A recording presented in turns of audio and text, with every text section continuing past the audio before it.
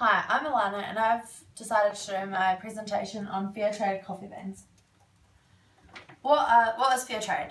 Coffee is one of the most valuable primary products in world trade. It is a large business with around 25 million coffee farmers involved. Many small farms are getting little to almost nothing back.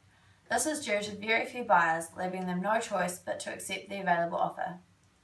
Fairtrade helps coffee farmers to make sure they are paid fairly for their produce and work. After many negotiations about the 1989 version of the International Coffee Agreement, it wasn't until 1994 until the new International Coffee Agreement was decided.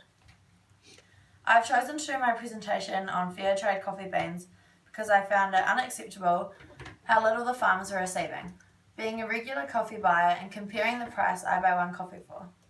It made me happy to see that there are organisations out there like Fairtrade that are helping farmers and families out dramatically behind the scenes.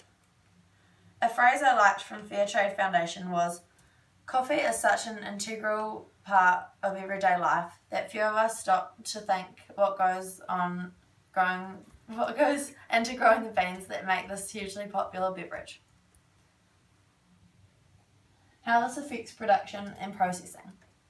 The Fairtrade Association was put into place to make sure these farmers are getting a fair price for the food they are producing.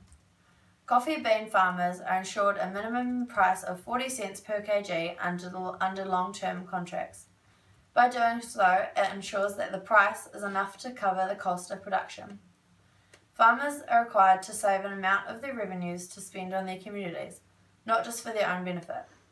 This allows for a good future in the business, as well as to provide a premium to help with social development, health and education.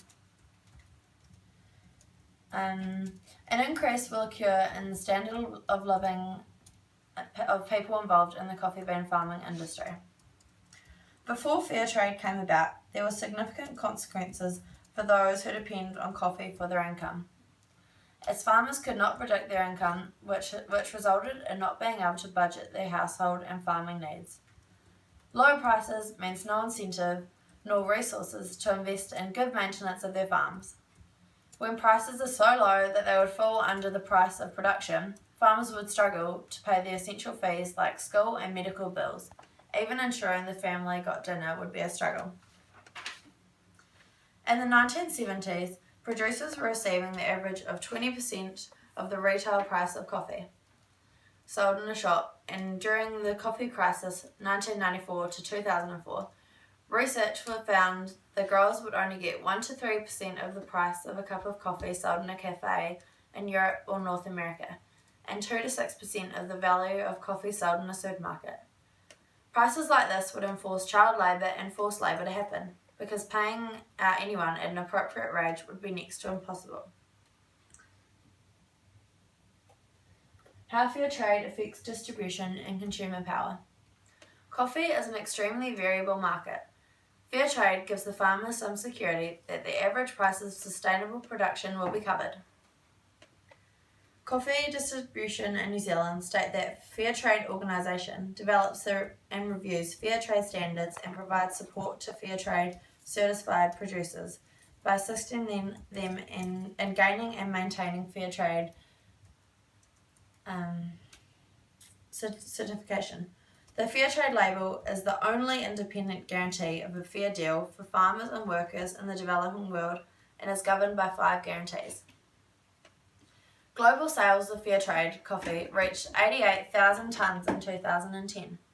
With more and more people discovering Fairtrade around the world, there are being major benefits in Fairtrade. An increase of this in the UK, an example of this in the UK, sales of Fairtrade coffee increased in value from £15.5 million in 2002 to £194 in 2011.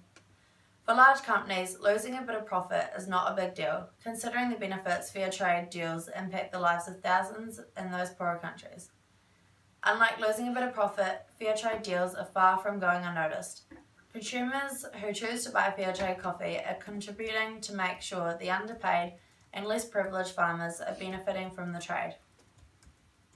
If everyone does this, then other big companies will have no choice but to follow the trend and to go and find fair trade deals. To wrap it up, Fairtrade is doing a huge favour to many families under pure goodwill. The more people that help to support this organisation, the quicker the world will become a better place. So next time you're buying coffee, forget the extra few cents and check for the Fairtrade label. It may feel like nothing to you, but every little bit helps. And there's my references. Thank you for listening. I hope you learned something.